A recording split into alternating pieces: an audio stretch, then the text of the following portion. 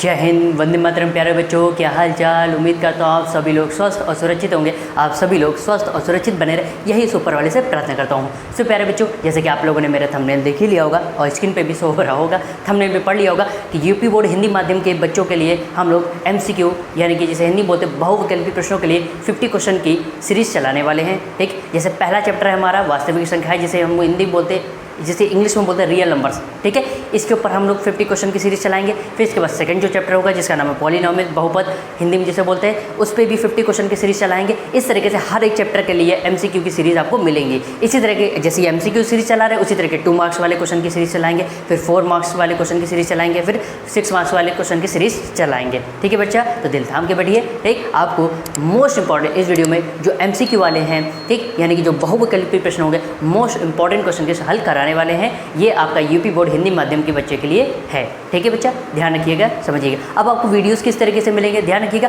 50 जो क्वेश्चन होंगे, जो 50 प्रश्न होंगे बेटा, वो आपको इस पूरे एक वीडियो में नहीं मिलेंगे। क्या करेंगे, टोटल 10 वीडियोस होंगे। हर एक वीडियो में आपको 5 बहुविकल्पी प्रश्नों के हल मिलेंगे, जिससे वीडियो छोटा बने और क्या होगा, आपको जल्दी जल्दी मज़ा भी आए पढ़ने में। ठीक है बच्चों, ठीक, तो वीडियो छोटा रहेगा जिससे आपको पढ़ने में ज़्यादा से ज़्यादा मज़ा आ सके और बोरियत फील ना हो। ठीक है बच्चा, तो क्या है, आज जैसे मेरा पहला वीडियो है, ठीक है, हमारे 50 बहुविकल्पी प्रश्नों के क्वेश्चन की सीरीज़ का।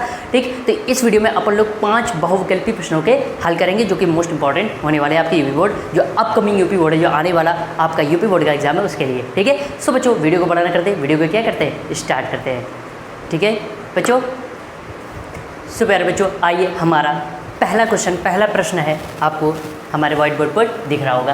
पहला प्रश्न क्या कहता है, कौन सा है अभाज्य संख्याओं का युग्म है। मतलब 4 ऑप्शन दिए आपका, ये आपका यूपी बोर्ड 2023 में पूछा गया क्वेश्चन है MCQ का। ठीक है, तो इसमें से कौन सा सहअभाज्य संख्याओं का युग्म में, कौन सा सहअभाज्य संख्याओं का जोड़ा होता है। अब सहअभाज्य संख्या क्या होती है, एक बार मैं आपको एक्सप्लेन करके बता देता हूँ। जैसे मान लीजिए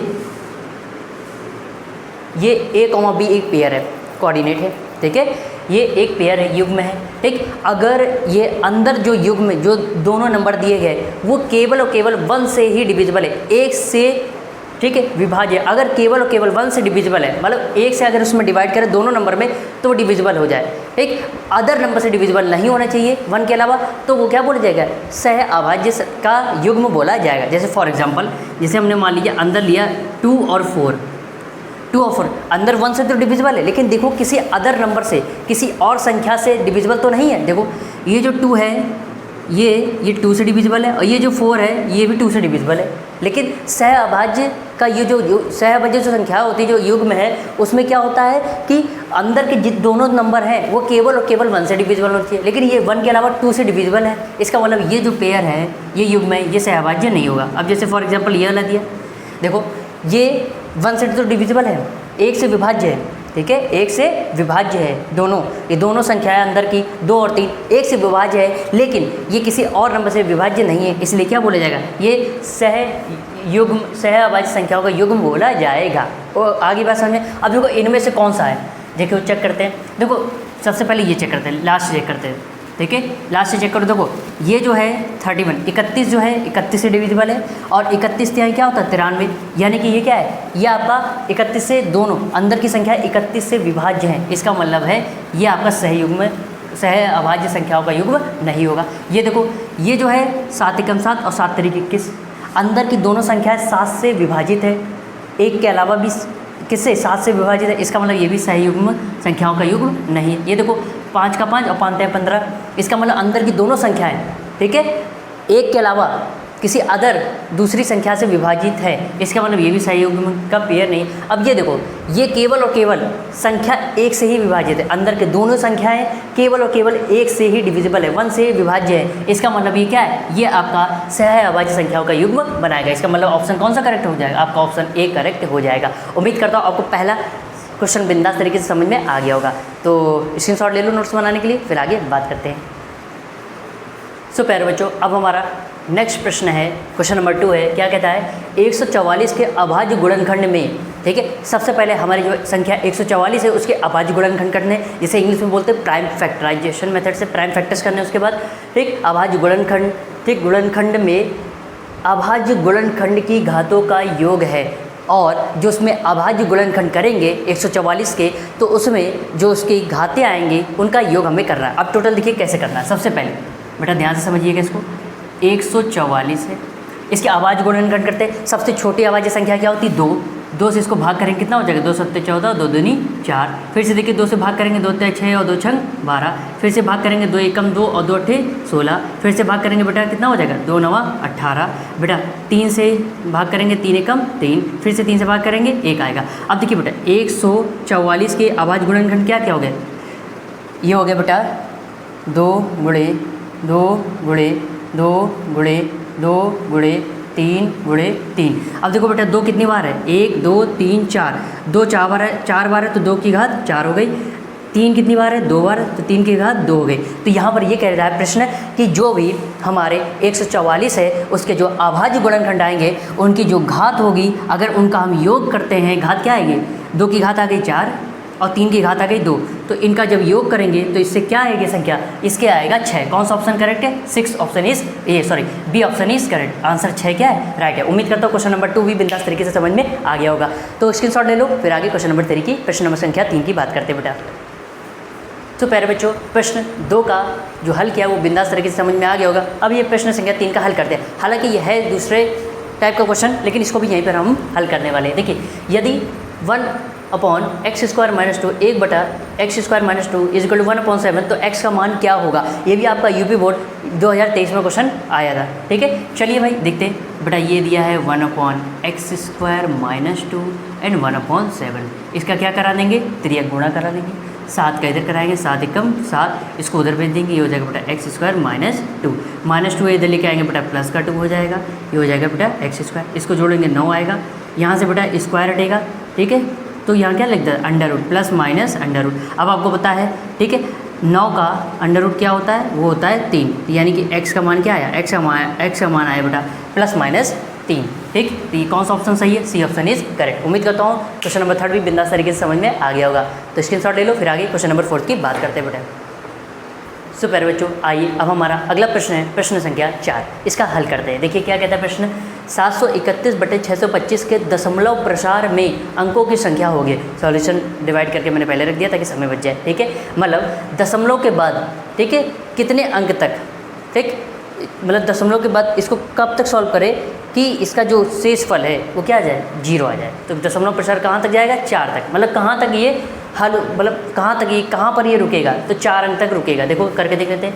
625 से 731 को भाग देना है, तो 625 से कम 625, घटाया 11 में से 5 जाएगा 6, ठीक, 2 में से 2 गया 0, 7 में से 6 गया 1, 106 बचा। 106 बचा था, यहाँ पॉइंट लगाया और यहाँ पर एक क्या करा लिया बेटा? 0 बढ़ा दिया। फिर देखो 2 बार कर रहे तो ज़्यादा जा रहा है। 625 से कम 625, 10 में से 5 गया 5, ठीक है, और 5 में से 2 गया 3, 10 में से 6 गया 4। फिर से अब आपको पता है इस एक दशमलव के बदले एक बार में एक 0 बढ़ा सकते हैं। ठीक है, अब देखो कितनी बार में जाएगा? ये जाएगा अब 6 बार में। 7 बार में करोगे तो ज़्यादा हो जाएगा। 6 बार में करा तो कितना आया? 3750। घटाया तो 0 में से 0 गया 0 आया, 5 में से 5 गया 0 आया, 13 में से 7 जाएगा 6 जाएगा, 3 में से 3 गया तो इधर क्या आएगा? 0 आएगा। ठीक, 0 हमने नहीं लिखा। अब क्या करेंगे? फिर से ये 600 बचा था, 600 आया था, तो एक दशमलव के बदले हमें पता है कितना? एक 0 बढ़ाया जा सकता है। ठीक, अब 625 का कितने टाइम्स करेंगे? 9 टाइम्स करेंगे, 9 गुना करेंगे। ठीक, 9 गुना करा तो ये आया 5625। अब घटाया, 10 में से 5 गया 5, 9 में से 2 गया 7, 9 में से 6 गया 3, 5 में से 5 गया 0, 0 यहाँ पर हमने नहीं लिखा। ठीक, फिर एक दशमलव के बदले एक 0 फिर से बढ़ा लिया। अब देखो 3750 यहाँ आ चुका था, कितने बार में आया था? 6 बार में, 6 बार यहाँ किया और ये आ गया 0। यानी कि दशमलव के बाद ये कहाँ पर रुक रहा है? दशमलव के बाद ये जो हल करें कहाँ पर कितने अंकों तक रुके? 1 2 3 4, 4 अंकों तक ये हल हो गया, जहाँ पर शेषफल क्या आ गया? 0। यानी कि कौन सा ऑप्शन सही? Option D is correct. उम्मीद करता हूँ फोर्थ वाले भी बिंदास तरीके से समझ में आ गया होगा। ठीक, तो स्क्रीनशॉट ले लो। अगला प्रश्न, प्रश्न 5 की बात करते हैं बच्चों। आइए इस वीडियो में आखिरी प्रश्न संख्या 5 की बात करते हैं। ठीक है, क्या प्रश्न 5 दिया है? Question number 5। अभी थोड़ा सा तो इंग्लिश बोलते तो कोई तकलीफ तो नहीं आपको। अगर किसी भी बच्चों को बहुत ज़्यादा तकलीफ हो रही हो कि भैया पूरा हिंदी में बोलिए, तो आप कमेंट कर दीजिएगा, तो मैं पूरा हिंदी में बोलूँगा। वैसे इतना तो समझ में आ गया होगा, क्वेश्चन प्रश्न ये तो समझ में आता होगा। क्वेश्चन नंबर 5 क्या दिया है, दी गई संख्याओं में अभाज्य संख्या होगी। ये भी आपका यूपी बोर्ड 2023 में क्वेश्चन पूछा गया था, ठीक है, MCQ में, यानी 1 नंबर में बहुविकल्पी प्रश्न में ही पूछा गया था। MCQ यानी मल्टीपल चॉइस क्वेश्चन, हिंदी बोलते बहुविकल्पी प्रश्न, ठीक है। अब यहाँ पर के जो संख्या दी है, इन चारों ऑप्शन में से कौन से अभाज्य संख्या होगी। आपको पता है अभाज्य संख्याओं के 2 गुणनखंड होने चाहिए, ठीक है। एक तो वो 1 से डिविजिबल होना चाहिए, मतलब 1 से विभाजित होना चाहिए, और खुद से विभाजित होना चाहिए। अगर ऐसी संख्या है तो वो अभाज्य संख्या बोली जाएगी, ठीक है। अब ध्यान से सुनना, जैसे हम बात करें 0 अभाज्य संख्या नहीं होती, ठीक है।